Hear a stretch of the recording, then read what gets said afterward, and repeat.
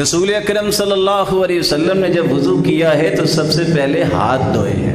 ایک بندہ کہے وضو ہی کرنا ہے نا تو چلو ٹونٹی کے قریب پاؤں ہے، پہلے میں پاؤں دھو لیتا ہوں، بعد میں چہرہ دھو لوں گا، ہاتھ تو بعد میں بھی دھل جائیں گے، وہ وضو نہیں ہوگا۔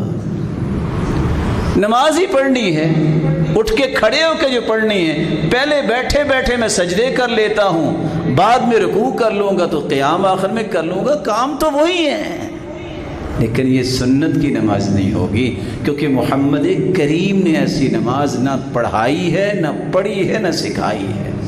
اس کی کیفیت طے ہے، اس طرح پڑھنی ہے۔ 210 روایتیں جب بتائیں کہ اللہ کے رسول جب کھڑے ہوتے تو اپنے دونوں ہاتھوں کو کندھوں کے برابر لے جاتے، رفع الیدین کیا کرتے، یہ سنت ہے۔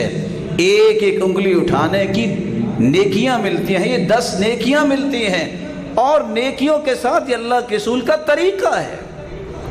رکوع کی طرف جاتے، وَإِذَا كَبَّرَ لِلرُّكُوعِ تو پھر بھی اپنے ہاتھوں کو کندھوں کے برابر لے جاتے، وَإِذَا رَفَعَ رَأْسَهُ مِنَ الرُّكُوعِ جب آپ اپنے سر مبارک کو رکوع سے اٹھاتے تو پھر بھی آپ اپنے ہاتھوں کو کندھوں کے برابر لے جاتے۔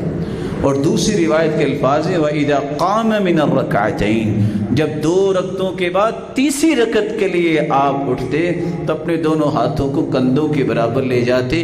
یہ نماز ہے سنت کے مطابق۔ اگر کوئی بھی صحیح حدیث آج تک نہیں مل سکی کہ اللہ کے رسول نے اس کو چھوڑا ہو، 6 مہینے پہلے آپ کی وفات کے وائل بن حجر سردیوں میں گئے ہیں، چادریں لی ہوئی تھی صحابہ نے، كانوا يرفعون ایدیہم تحت ارضیہم چادروں کے نیچے سے بھی ہاتھ اٹھائے انہوں نے۔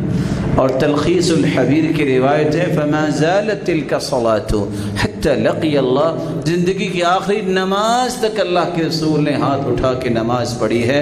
تو جو ہاتھ نہیں اٹھائے گا وہ دعویٰ نہیں کر سکتا کہ یہ سنت کے مطابق کر رہا ہے۔